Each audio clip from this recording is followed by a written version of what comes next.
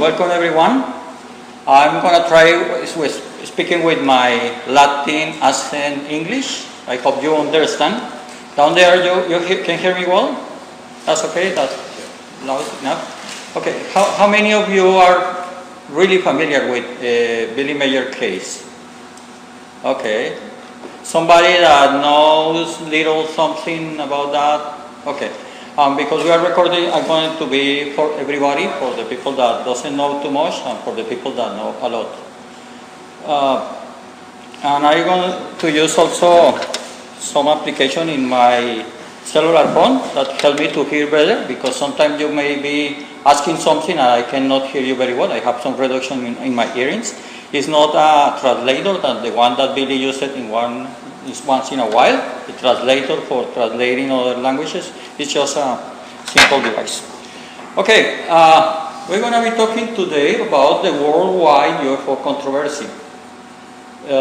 It's something that has been happening since the Pleiadian came in 1970s and probably before that. Some people are really interested in the UFO phenomenon. Some of them have seen UFOs in the sky. Some people think there's life out there somewhere in the universe. But other people don't believe anything of that. In most of the cases, UFO cases, not only in Billy Meier cases, in all of the cases, it's happening in the same pattern. That the information about UFOs is not really convincing. There is always room for people saying, no, this is not true, maybe this is not real. Everybody is saying lies about that. It doesn't exist, life in the universe doesn't exist. That's very common. And it's very common in the UFO case of Billy Meier. Billy Meier is somebody that was born in Switzerland. He's a Swiss farmer. Since he was very young, at young age, 5 years old, he started to having contact with people from outer space. For some people, that story is quite fantastic, but once you see all the evidence, you know that this is true, that we have found. What I'm going to show you here is first-hand information. It's not something that I found in internet. I am telling you all of that. It's based on my own investigations. I've been studying the Billy case Meier for more than 7 years. I've been talking with him, and I have the opportunity to talk with other people that have seen UFOs in the skies. In some cases, they are really flying UFOs, I mean extraterrestrial flying discs, probably. In other cases, could be something else. So you have to be very skeptical about that, because everybody sees something on the sky and says, oh, these are the extraterrestrials that are trying to contact me, something like that. But it's not the truth. Okay, so you have to be very skeptical about that. So what is the UFO controversy? Pat explained it very well in the contact report 251. Billy Meier was recording all the conversation with his ET friends since he started with SFAT in 1942, later with ASKET in the 1953 to 1964, and with the Pleiadian, which is a specific group of people from outer space, since 1975. So he's been writing everything. I assume that the one that when he was very young child, he wrote it out after that, not when he was a child. Probably what he remembered, he just transcribed it somehow or write it down. So all the contact reports, and that one, the default is the one the report with the Pleiadian. This is the 251 that happened in February 3, 1995, and I will be referring mainly to this contact report and another one. Currently, there are more than 700 contact reports written. It's a lot of information. There you find information about health, about the history of the humanity, future of humanity, predictions, prophecies, everything. There is a lot of information. Probably the human race will require 500 years to understand everything that is there. You will notice as soon as you read something, later on you read it again and you find new information. It's like the information is there, but you have to take it step by step. It's too much information. Especially in this contact report, in the 251, you may find that he's talking about three things. One is the worldwide UFO controversy. He's talking with Pat, or Pata. He is also, Pata is explaining that at that time, in February, in 1995, the Pleiadians stopped or finished their mission on Earth, and they were leaving the planet. So they take everything with them, and they move away. Billy is continued in contact with Pata and in other Pleiadians. Once in a while they come to say hello, I speak with him, and he has some telepathic conversation with them once in a while. But at that time they finished their mission here. We're going to talk about that, what that mission was, what we think it was, why they live, and why they came here in the first place. So in this contact report, Pata is explaining or talking about the worldwide UFO controversy. So what is this? That controversy has to do with the way the ETs present information to the human race, to us, because they cannot land in the middle of a Toronto place or somewhere and say, hey, we are here. Half of the humanity will be crazy right now if they did it that way. Well, you know, maybe half of the humanity right now is crazy in this crazy world anyway, but probably everybody will be crazy, you know? So they cannot do that. They cannot do that.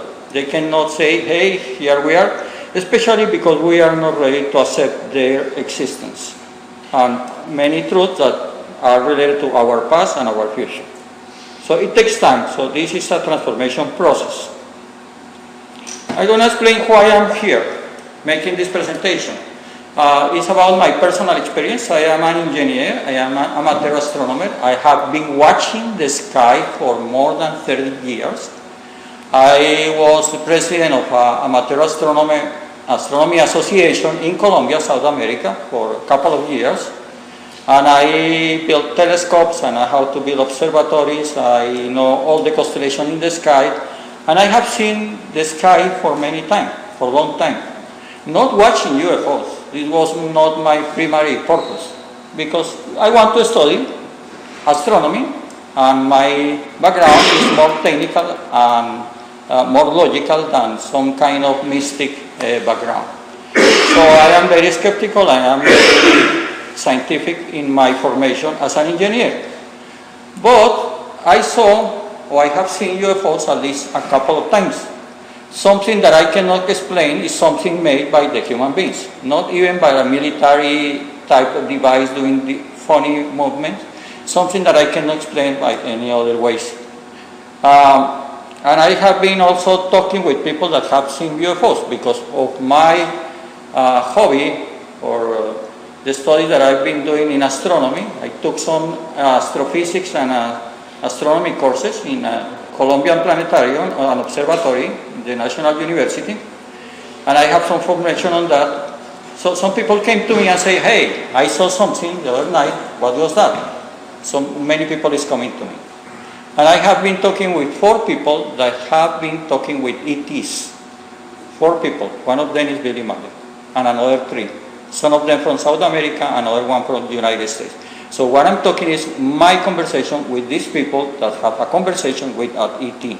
It's not something that somebody created to put in a website to gather a lot of clicks or views from many people. It's something that is a real experience from real people. So that phenomenon is real. And Billy Meier case is the contacting. If you want to learn about UFOs, you don't need anything else. Just Billy Meier case, because he's the one that has much more information than the other ones. So watching the sky, I always ask that question. Does extraterrestrials really exist? Is life out there? Most of the scientists today think life in the universe is there somewhere because of the probabilities. In a galaxy that is like a neighborhood that has 400 billion stars only, our galaxy, the Milky Way, there should be a lot of planets with intelligent life there. Some of them with intelligent life, others with primitive life, like us. So all the scientists today believe that there's intelligent life, or could be intelligent life right there. What they don't believe is that not all the scientists believe that they are coming here, because they know the Einstein theory that says that you cannot travel faster than the speed of light. So if somebody, for example, beyond the Pleiadian system at 400 light years away, a trip going back and forth is going to take 800 years. So it sounds crazy that somebody just jumped into space and came here for a little time. But millimeter case evidence show how the spaceship jumps from one place to another place in the space. We're going to look at that in one of the videos. It's here, the UFO, and then it's here. So if you jump in the space, you are not traveling. So you are not violating Einstein law. Einstein law said you cannot travel faster than the speed of light. Okay, I am not traveling. I just jumping in the space, opening a door somehow. I don't know how, but I'm here, but then I'm there. I'm not traveling the distance, or I'm not violating Einstein laws. So that's possible, and this is why millimeter code show us. So is there life out there? In the past, probably 40, 30 years ago, if you ask that question, most of the people will say probably no, or probably yes. Right now, everybody knows or thinks that could be life out there. Unless you are one of those guys that think that the earth is flat, that we live under the dome, and the little bright spots are something on this dome, and life doesn't exist out there. It's just us in this flat earth. Like there's some people that believe that way. But most of the people, big majority, think that there is life there. Okay, how the life could grow in a planet? It has to be in a habitat zone. This is that area. Let me use the pointer that you gave it to me. So there is a habitat zone. That means that it's not too cold or too warm for having water in the liquid state. So life as us could be developed in that habitat zone. Currently, we know that there are around 3,000 planets in other stars. That has been discovered by the Kepler Space Telescope, which is like a big satellite far away from Earth, watching the sky, taking real-time information for a big area of the space, and looking for variation in the brightness of the stars. What happens if a star system has some planets that surround the planet and moving around that, and if that system, the plane of the orbital movement is, you see it from the edge, from here, from the space telescope, from that one. Once in a while, one of those planets crosses in front of the star. So there is a small reduction of the light from the star. So if the measuring device shows that the brightness of the star is this way, suddenly it goes down and then goes up again because cross in front of that. But that could be possible only on the small stars. Small stars like red dwarf. Red dwarf stars are stars that are smaller than our sun, probably the size of Jupiter, a little bit bigger, but it's a star and it's red color because it's not too hot, doesn't have too much mass, so it doesn't produce too much energy. Okay, so the red dwarf stars has a very interesting characteristic is that because the star is very small, the solar system is also small. So the planets are not like the solar system that is far away, like the Earth that takes 1 year to do one circle around the sun. In this small star, the planets makes one loop in probably a few hours or a few days. So the probability to see that eclipse or that occultation, how they call it, that planet going in front of the star, is higher in that kind of star. So the information that we have about 3,000 planets is only in small stars, not a big one. The probability to have a solar system like ours, to see that transit of the planet in front of the stellar disk, is very low in a star like the sun and bigger stars. That means somebody out there is looking toward the sun with a similar telescope like this one, probably he will notice anything. No planets in the solar system. The sun has no planet because he cannot see it. because it takes a lot of time until one planet crosses. So with that information, currently the astronomers are doing some statistics calculation, and they know that only in our Milky Way we can have around 1 or 2 billion planets based on that. And with that amount of planets, most of them should have, or some of them will be in the habitable zone, and some of them could have life. So, of course, there is life out there. It's very difficult to say no right now. If somebody say no, it could be considered somebody that's crazy. Hey, what are you saying? It's like if I am in Toronto, I get in my apartment, I close my window, I close the curtains, and I don't want to see anybody else, and I say I am the only living creature in this city. I am the only inhabitant in Toronto City. It's as crazy as that. We cannot say that, okay? Probably once in a while we open the window and we see a dog walking around and we scared, oh, it is, they're very scared. Okay. Okay, so do ET exist? They are here? Why do you think this is happening? Why most of the people, when they say ET, they think that it's somebody like this, not like her? If you ask somebody come to you and say, hey, the other day I saw in a public park an extraterrestrial, most of the people will think, what's that? No, a normal guy like you and like me. So, but what I have found, talking with Billy Meier and the other 3 cases, the people they have seen are humans, like us. They are very similar to us. Probably are small differences, but they are humans. Why there are a lot of humans out there? Why we are humans too? So people say, no, it's a very strange coincidence that ETs are like us. Why? It's very clear, because they have been here before, and the human race is the combination of a lot of space travelers coming here, back and forth. Some of the people developed here, but some others were travelers from outer space, staying here and making colonies and forgetting about the past, living here and evolving in this planet. So that we are connected with them. So our genes has some commodity or some commonality with their extraterrestrial genes. But they are more advanced than us. They are probably 3,000, 5,000, many thousand years ahead of us. So who are they? In Billy Meier's case, you see, one of them is Sfat. That was his first contact. Sfat has already passed away. Sfat was the father of Pata, and Pata is the father of Saint Jacinth. So this is a family. And Asket, she is not Plejaren, she is not of the same group, but she is somehow related with the Plejaren. The Plejaren, that name comes from the star system where they come from. It's farther away from the Plejaren system.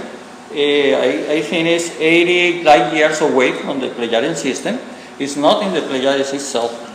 And we try to think always in the space like a three-dimensional space. Somebody says, I come from Alpha Centauri, so I know, well, Alpha Centauri is a star system that is there. Okay, I know where you are coming.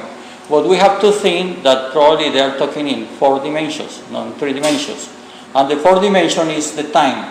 It's not only the location in the space, but also the time. I can travel to the Pleiades. I can go there right now, but I can travel to the Pleiades if I am a space traveler. I can travel in 1 million years ahead or 1 million years before. If I move in time and space, I can go not only to a location, also to a specific point in time. Okay? So they're coming from different places. Probably the Pleiades are in a different time space configuration. That could be probably in the future, in the past. It doesn't matter. In the universe, you have 4 coordinates. Maybe there's more than that dimension, but that's the only one that we can understand. Quetzal is another Pleiadian, and Asket is from the Dal universe. She is a very wise woman. Probably she is like a very lovely white being inside of the body of a woman. She is a beautiful girl. She was with Billy for a long time. And if you want to study more about her, There's an interesting story related with Paul Chang, who was a representative of Cambodia in the United Nations. And there's a lot of photographies that Billy took in an ashram when he was in India. And some people said that only that information is the proof that Billy Meier case is real, because it's impossible that could face photographs in the 1960s. It's impossible that he has some witnesses that saw the UFOs, news reporter that make an article in a daily magazine or newspaper. So it's impossible that he's faking all of that. So only that shows that that case is real. Okay, so it is right there, yes. But why they were here? So in that contact report, in the 251, Pat and Billy are talking about not only the worldwide UFO controversy, also that they are packing everything and going away from Earth. They finished their mission here. Why they finished that mission, or why they were here at the first place? Okay. We have to understand that it is normally do not interfere with the development of people in planets like this one. They don't want to come here and interfere with our development. It has to do with the cause and effect.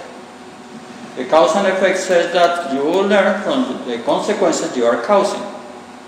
If they interfere here, they take us away our opportunity to learn from our mistakes. So they cannot come here to establish peace on earth. They not coming here to make wars on earth.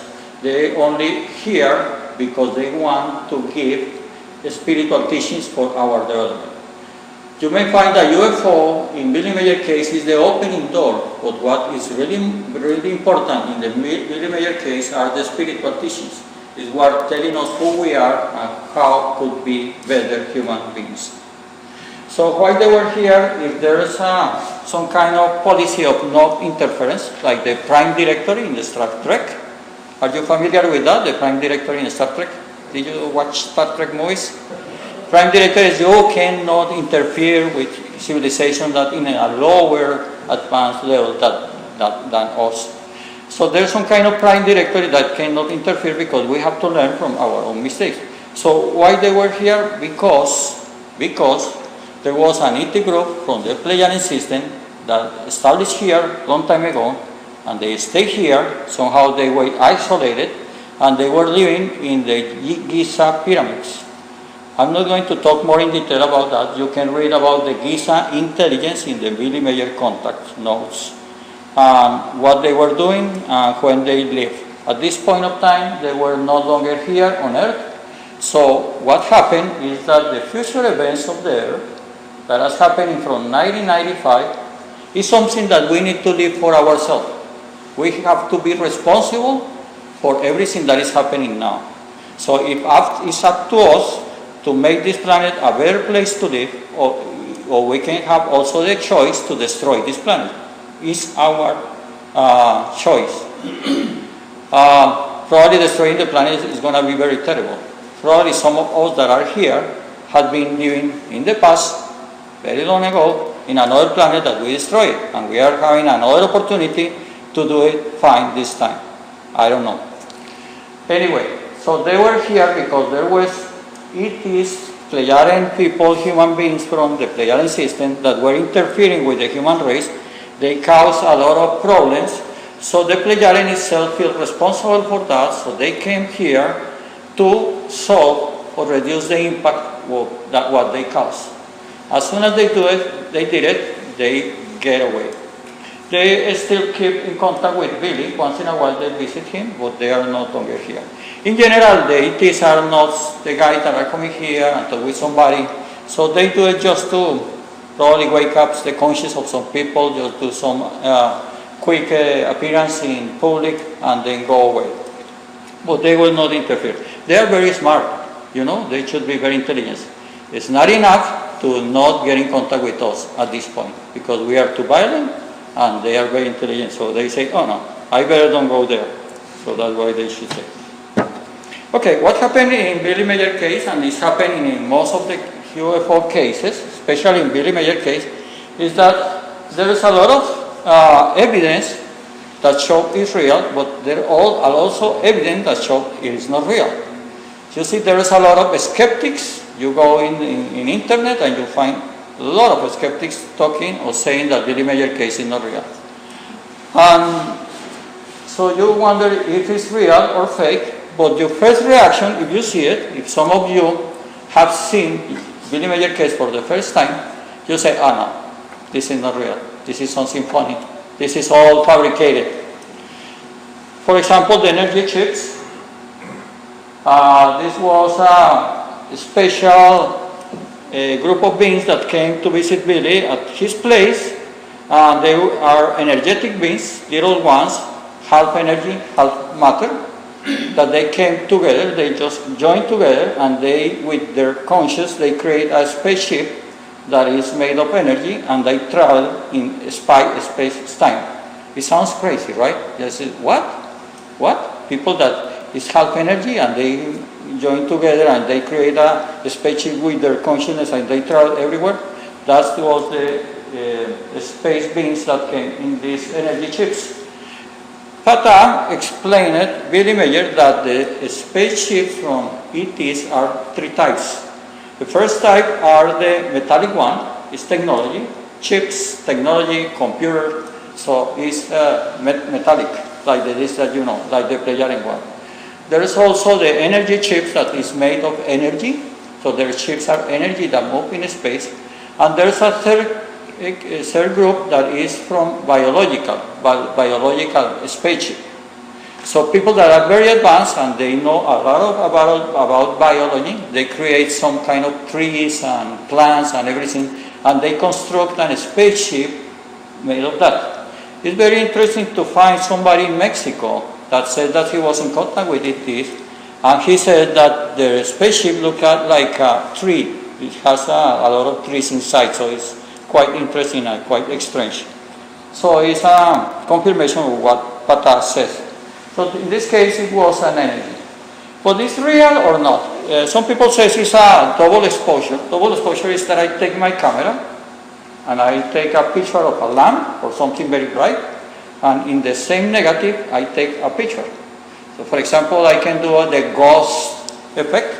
I can a picture of you, click, and then put it in the same negative, and I take a picture of Michael, and I see both of you in the same place, but probably you will be transparent because your image will be merged with the image in the background. So it's a very easy, simple effect that we can do with a camera, but not with Billy Mayer camera, because it was a very simple one. But some people say he did it, and the reason of that is that the size or the extremes or the borders of those spaceships are very similar to lamps or street lights that he has at his property. Oh, you see, very similar. That one is very similar to these street lights. Oh, what a coincidence. So people say, oh, this is a double exposure. Yeah, it is. Or for example, that, the pendulum UFO. Once you see it, you see a little model hanging from a cord. Somebody is putting here. So some people imagine Billy Mayer with a fishing rod, just moving that little flying object, a little model, probably this size, and he was moving back and forth. So this is what many people believe at the first sight. Oh, this is all fake. This is somebody moving that. Or the wedding cake UFO, I call it the spheres UFO, is made with a lot of spheres that look like a Christmas tree balls putting on the top of a garbage can lid or food containers cover that Billy Mayer himself has it in the St. Joseph Silver Star Center. He has it there. You go there and you find it. Billy Mayer doesn't say, take away all of that. He keep it there and put it in a place that you see it. It's very curious, but he has it. And are very similar to the base of the wedding cake UFO. So some people say, no, that's something that Billy Mayer fabricated, took pictures of that. And also, there's a lot of some skeptics that have made models of that using the cover of the trash can lids, put some Christmas balls, and do an object that is very, very, very similar to this one. So they say, if I can do it, Billy Meier do it. But think about something. I can make a model of the Concorde, you know the Concorde airplane? Is everybody familiar with the Concorde airplane? The one that was built in France. So I can make a model of that, put it on the sky with a cord and take a picture of that. It looks like the Concorde, right? And I put it with some buildings in the background and take a picture of that. It looks like the Concorde flying in a city. Does it mean that the Concorde didn't exist? So making a model, taking a picture of that is not a proof that Billy Meier did the same. So it's not it's not real, okay? But many people at first sight they say, okay, this is not real, so Billy Meier could do the same. Any questions so far? Who gives it the rights? The director, the prime director. Who tells them? Who tells the player not to come? Who tells the player? Or not to interfere? Oh. Okay, any of the space being, they should not intervene here. Okay? So you are wondering who tells them not to intervene? Is that your question? Yes, who says? It's a universal law. There's a space confederation. We conform, but a lot of it is from different places in our neighborhood, and they have that law. That law has to do with the cause and effect. I cannot intervene. Let's suppose you have a child, okay? And your child lives in his apartment, and he's responsible for his life. But if you intervene all the time, if you make the child not get in troubles, he will never learn from that. You will see we are in a transition that we are moving from one state to another state. The state that we are being for several centuries is that we want somebody to support us and help us. And that's somehow related to having somebody that help me or guide me to go or to find what is the right way to go. But we are moving another stage of the humanity that we need to learn by ourselves. So we have to be responsible to where we are going to go. So if they are intervening here, they are not helping us to be responsible of our own destiny. Another question. So that means that we're at that state where we're moving to higher consciousness on the planet? Yeah, it will be on a state where we'll be in contact with him, yes. That's going to happen probably in 800 years, or probably before. Probably we are getting closer to that. I mean, once we are ready to accept the existence of people out there and that we are responsible for our own destiny, they could come here. And if we are not very aggressive. Right now we are living a humanity that is very scared about everything. In the future we're going to call this time of the human evolution the terror age. Because we are, not because of the terrorism, because that we are terrified or scared about everything. We are scared about somebody else in another place, somebody throwing me atomic bombs, some people in the street doing funny things, somebody with a gun that's going to kill me. So that humanity is managed and conducted by fear. Because once you have somebody that is feel fears, that person is vulnerable and you can sell many things and you can take advantage of that person. So this is the age of terror. We're going to be moving into another age where we are not feeling fear or anything because we recognize ourselves as a spirit that never died. So what's going to happen to me? Okay, it's a human experience. Something could happen here right now. But later on, I could be evolving in another state. So why I should be scared about something? So we'll be moving there. Okay. So because of all that, or seeing that information, or all about Billy Meier information that at the first sight looks that is not real, some people reach a simplistic conclusion. If it looks fake, it must be fake. It doesn't look real, so it's not real. I don't know, but I can go out in the top of the mountain, I can see the earth is flat. I can see the ocean. The earth is flat. If the earth looks flat, it must be flat. Right? That could be the same kind of conclusion. So we need to look farther than what the first information shows. We have to be more skeptical. We have to be more scientific. We have to investigate more and extract more information. Another common statement is too good to be true. Billy Meier is a case that is too good to be true. Okay, we have found that it's not only too good, it's very good, and it's also true. After investigating that, you will notice that it's very good and it's true. But that's a simplistic conclusion, and that's a very normal one. So we are in a skeptic barrier, moving from the World 1 to the World 2. The World 1 is the world as we know it. For some people, the world is the place they live. My world is Toronto. I live in Toronto, in downtown, or in this area, and this is my world. Sometimes I go outside and I say, oh, there are trees and mountains. Mountains, I don't see mountains here. There are mountains there, yeah, British Columbia. So my world expands, so it's different. So this is the world that we live, as you know it. But we need to know there's another world. And we recognize that we are living in a universe that is full with life, and we are not wondering if the universe has life. We are recognizing the universe itself is a living organism. There's intelligence, and it's a living organism. So the whole universe is a living organism, and the earth is another living organism. So, and there's a lot of friends out there. Up there, those friends are ETs, people that are there, but do not interfere with us. Let us to learn from our own mistakes, and we are evolving in this planet, and one day we'll be part of interplanetary society. So we'll be going for a weekend to visit a friend in Pleiadian system, or whatever, I don't know. That would be nice, right? Yeah, I know it. Okay, but this looks like a fantasy world, right? This looks like the real world. But there's something in the middle that tries to move that way.